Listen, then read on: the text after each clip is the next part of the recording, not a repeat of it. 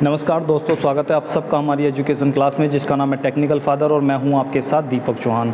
Last जो हमारा lecture था उसमें हमने मशीन का जो इंजेक्शन मोल्डिंग मशीन थी उसका स्टार्टअप देखा था और बहुत अच्छी तरीके से हमने जो मशीन बंद पड़ी हुई थी उसे हमने स्टार्ट कर दिया था और पार्ट भी हमने देखे थे कि किस तरीके से हम अटैची के जो हिंज थे वो बना रहे थे।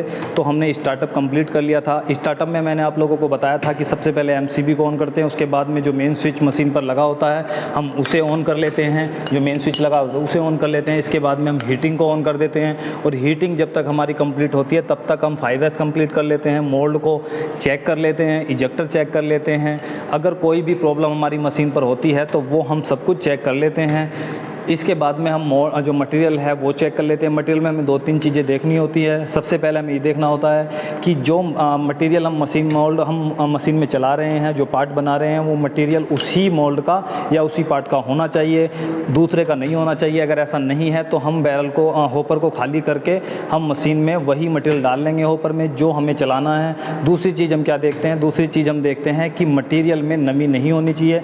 अगर मटेरियल में नमी होगी तो आप लोगों के प्रोडक्ट में सिल्वर मार्क की प्रॉब्लम बहुत बड़ी आएगी, बहुत प्रॉब्लम आएगी। तो आप लोगों को देख लेना है कि जो आप लोगों का मटेरियल है उसमें नमी नहीं होनी चाहिए। ठीक, अगर आप लोगों की मशीन चल रही है, टाइम ऑटो में चल रही है, तो आप लोगों को क्या करना है कि मशीन का शट डाउन है वो कैसे करना है। स्टार्टअप हम देख चुके थे। तो जैसे ही मशीन चल रही है तो हमें सबसे पहले जो करना होता है वो करना होता है होपर को बंद करना होता है, ताकि हमारा जो मटेरियल है होपर से आना बंद हो जाए। ठीक है, और मशीन को हम शट डाउन करते क्यों हैं, या तो फिर आप लोगों का प्रोडक्शन कंप्लीट हो गया हो या फिर शिफ्ट ख़त्म होने वाली हो कि बीच में वीकली ऑफ आ गया हो, तो कहीं या ब्रेक डाउन है, जो भी चीज़ें हैं कई प्रॉब्लम हो सकती हैं जिसकी वजह से हमें मशीन को बंद करना पड़ता है, तो शट डाउन करना पड़ता है। तो सबसे पहले मैं आप लोगों को दिखा देता हूँ। ये मशीन चल रही है, प्रोडक्शन हो रहा है, ये पार्ट आया आप लोगों के सामने और मशीन जो है कंटिन्यू टाइम ऑटो में यानी कि फुल्ली ऑटोमेटिक में चल रही है। तो मैं क्या करूँगा, यहाँ पर सबसे पहले होपर को बंद कर देता हूँ ताकि मटेरियल नीचे जाना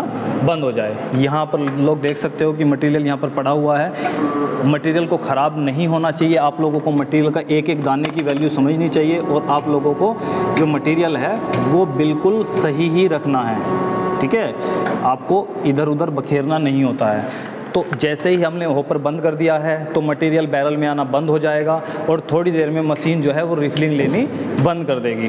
तो यही आप लोगों को काम करना है जब भी आप लोग शट डाउन करेंगे। तो मशीन का जो मटेरियल है बैरल का वो एक बार ख़त्म हो जाए।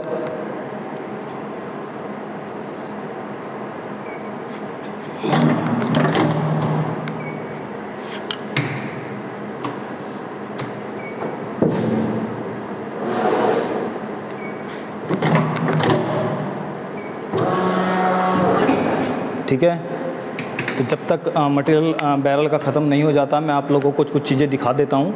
ये आप लोगों के सामने 2 मीटर लगे हुए हैं। एक सिस्टम प्रेशर यानी कि इंजेक्शन प्रेशर का मीटर होता है, दूसरा बैक प्रेशर का मीटर होता है। इसके बाद में ये इंजेक्शन स्ट्रोक होता है। यहाँ पर आप देख सकते हो स्क्रू घूमते हुए पीछे की तरफ जाता है। यहाँ पर नंबर भी पड़े हुए हैं, ये आप लोग देख सकते हो। ठीक है, इसके बाद में ये हाइड्रोलिक मोटर लगा हुआ है। इन सभी पार्ट के बारे में हम जानकारी लेंगे धीरे धीरे। ये इमरजेंसी जो बटन है आप लोग देख सकते हो। अगर आप लोगों की मशीन में कोई प्रॉब्लम आ जाती है अचानक तो आप इमरजेंसी जो कीज़ होती है उसे आप स्टॉप करके कर सकते हो। ठीक है, तो मान लो कि हमारा जो होपर है, हमारा होपर जो है वो बंद हो गया है। इसके बाद में मटेरियल ख़त्म हो चुका है तो हम क्या करेंगे, सबसे पहले अगर मशीन टाइम ऑटो में चल रही है तो हम उसे क्या कर लेंगे, सेमी ऑटो में चलती चलती मशीन को कन्वर्ट कर लेंगे, बदल लेंगे ताकि वो अगला शॉट ना ले। ठीक,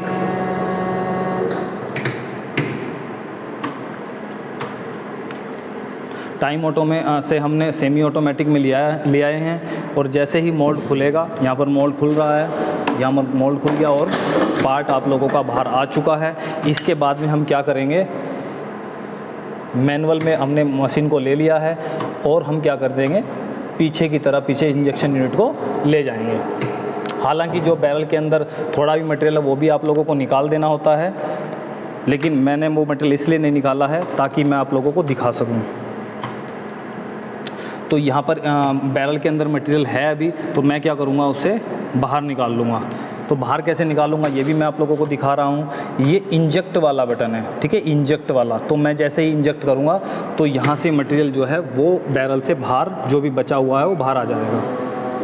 ये सारा मटेरियल बाहर आ चुका है। अब आपने रिफिलिंग नहीं लेनी होती है, स्क्रू को आगे ही रखना होता है। इंजेक्शन यूनिट को पीछे रखना होता है और स्क्रू को आगे रखना होता है जब भी आप मशीन को शट डाउन करोगे। तो मैंने कर दिया है। इसके बाद में मैं क्या करूँगा, मोल्ड को बंद करूँगा, लेकिन मोल्ड को आप लोगों को पूरा बंद नहीं करना होता है, थोड़ा खुला छोड़ के रखना होता है, ठीक है। मैंने मोल्ड को थोड़ा खुला छोड़ दिया है क्योंकि इसके अंदर जो भी गैस बनती है वो कई बार उसे चिपका लेती है, वैक्यूम क्रिएट कर देती है और मोल्ड हमारा नेक्स्ट टाइम खुलना प्रॉब्लम करता है खुलने में। तो अब ये सारा का सारा कंप्लीट हो चुका है। अगर कूलिंग हमारी चल रही थी तो उसे भी बंद कर देंगे, HRTC चल रही थी तो उसे भी बंद कर देंगे। उसके बाद में हम क्या करेंगे, मोटर को बंद करेंगे। इसके बाद में फिर हम हीटिंग को बंद कर देंगे, ठीक। और जैसे ही हमारी हीटिंग ये सारी चीज़ें बंद हो जाती हैं तो फिर हम चलेंगे अपने मेन स्विच की ओर।